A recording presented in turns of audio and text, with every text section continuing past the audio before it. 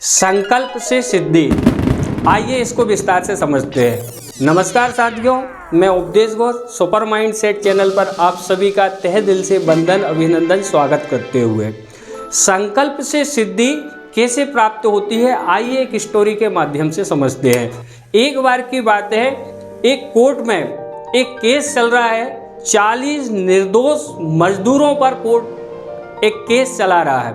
उसमें एक वकील साहब पैरवी कर रहे हैं। वकील साहब पैरवी करते के दौरान बाहर से एक व्यक्ति आता है और एक पेपर, एक पर्ची वकील साहब के हाथ में थमाता है।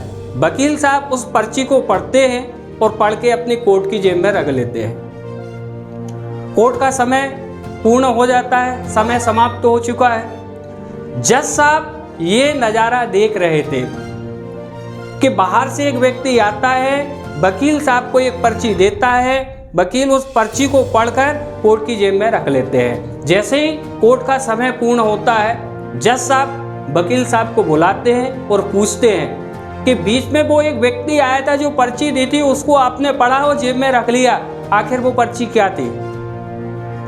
वकील साहब अपनी कोर्ट की जेब से वो पर्ची निकाल के जज साहब को दे देते हैं। जज साहब पढ़ते हैं। जैसे ही वो पर्ची को पढ़ते हैं, पर्ची पढ़ने के बाद जज साहब अपनी कुर्सी पे बैठ जाते हैं। आखिर उस पर्ची में क्या लिखा था, जानना चाहेंगे आप? जरूर बताएंगे। जज साहब बोलते हैं कि जब ये पर्ची आपके हाथ में आ चुकी है, आपने पढ़ लिया है, तो फिर आप घर क्यों नहीं पहुंचे?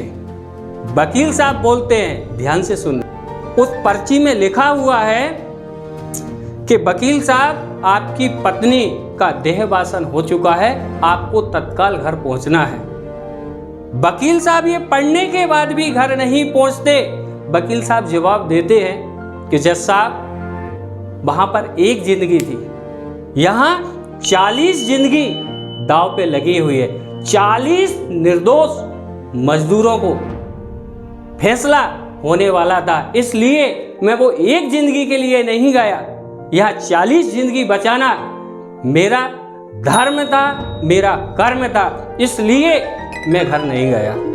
अर्थात कहानी का सारांश ये निकलता है कि संकल्प वाला व्यक्ति जिंदगी में जो चाहे वो कर सकता है। वो व्यक्ति कौन थे, क्या आप लोग जानना चाहेंगे? वो वकील साहब कोई और नहीं, हमारे देश के महापुरुष सरदार वल्लभ भाई पटेल थे, जो कि वो पर्ची को पढ़ने के बाद भी घर वापस नहीं गए थे। थैंक यू, धन्यवाद।